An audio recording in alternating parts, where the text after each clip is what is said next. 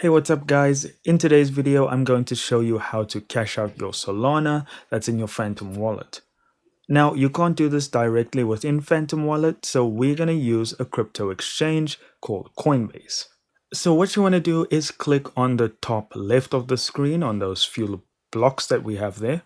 And from here, you want to press on receive.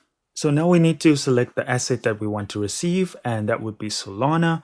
You can type it in or you can find it in the list. Okay, so now we'll be presented with a QR code. The easiest way for me is just to use the copy feature over here next to your address. Okay, so now we are going to jump over to Phantom Wallet. Now, in Phantom Wallet, all you want to do is click on Send. Now it'll ask you for a username or an address. You can paste it from the clipboard or you can long press and it'll also paste. Once that's done, just hit Next.